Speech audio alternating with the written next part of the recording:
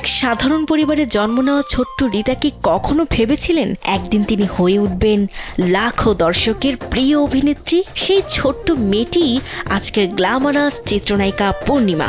90 দশকের শেষ ভাগে রূপালী পর্দায় যাত্রা শুরু করা জনপ্রিয় এই অভিনেত্রীর আজ জন্মদিন। 45 বছরে পা দিলেন পূর্ণিমা। তবে এখনো তিনি কোটি কোটি তরুণের ক্রাশ। কিন্তু দিলারা হানিফ রিতা কিভাবে আজকের পূর্ণিমা হয়ে উঠলেন? 1981 সালের 11 জুলাই জন্মগ্রহণ করেন পূর্ণিমা। তার পৈতৃক বাড়ি চট্টগ্রামের ফটিকছড়িতে। তবে ঢাকাতেই তার বড় হওয়া। নবম শ্রেণীতে পড়ার সময়ই তার চলচ্চিত্রে অভিষেক ঘটে।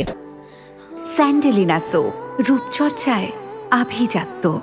পূর্ণিমা বিজ্ঞাপনের মডেল হিসেবে কাজ করার সময় পরিচালক জাকির হোসেন রাজুর নজরে আসেন। এরপর রাজু পরিচালিত এ জীবন তোমার আমার সিনেমার মাধ্যমে তার চলচ্চিত্রে অভিষেক ঘটে। প্রথম সিনেমাতেই তিনি সেই সময়ের জনপ্রিয় নায়ক রিয়াজের বিপরীতে কাজের সুযোগ পান।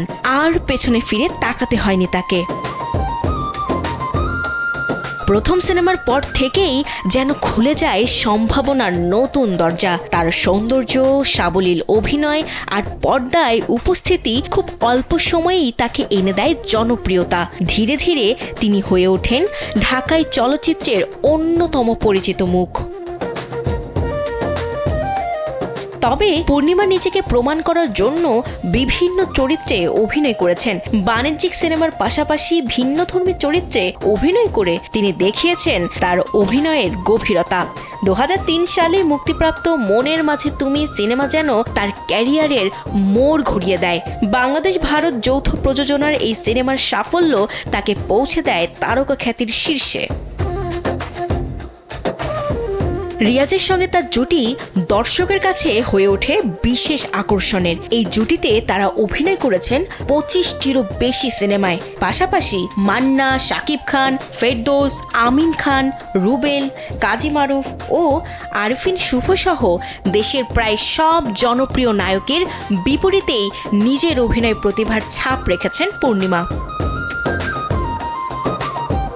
সময় যত গড়িয়েছে পূর্ণিমা ততই নিজেকে ভেঙেছেন নতুনভাবে। মেঘের পরে মেঘ, শাস্তি ও শুভার মতো সাহিত্য নির্ভর সিনেমায় অভিনয় করে তিনি প্রমাণ করেছেন শুধু গ্ল্যামার নয়, অভিনয় দক্ষতাই একজন শিল্পীর আসল পরিচয়। বিশেষ করে শুভা সিনেমায় ভিন্নধর্মী চরিত্রে তার অভিনয় দর্শক ও সমালোচকদের প্রশংসা কুড়ায়। অভিনয়ের স্বীকৃতিও এসেছে তার ঝুলিতে। কাজী হায়াত পরিচালিত ওরা আমাকে ভালো হতে দিল না সিনেমার জন্য 2010 সালে শ্রেষ্ঠ অভিনেত্রী বিভাগে জাতীয় চলচ্চিত্র পুরস্কার অর্জন করেন পূর্ণিমা। এই সম্মান তার দীর্ঘ অভিনয় জীবনের অন্যতম বড় অর্জন হয়ে আছে। বড় পর্দার পাশাপাশি ছোট পর্দাতেও নিজের পরিচয় তৈরি করেন তিনি। নাটকে অভিনয়, উপস্থাপনা সব ক্ষেত্রেই নিজের দক্ষতার প্রমাণ দিয়েছেন। তার উপস্থাপিত অনুষ্ঠান এবং পূর্ণিমা দর্শকের কাছে পেয়েছে জনপ্রিয়তা। জীবনের পথে নানা পরিবর্তন এসেছে বিরতিও, কিন্তু দর্শকের ভালোবাসা কখনো কমেনি। দীর্ঘ সময় পরও পূর্ণিমার নাম শুনলে ভক্তদের মনে জেগে ওঠে নস্টালজিয়া, ফিরে আসে তার অভিনীত সিনেমার স্মৃতি। ব্যক্তিগত জীবনে এক কন্যা সন্তানের মা পূর্ণিমা। তবে আগের মতো আর সিনেমায় দেখা যায় না এই অভিনেত্রীকে।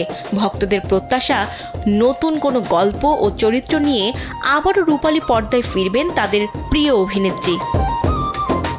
বিনোদন ডেস্ক, কালবেলা।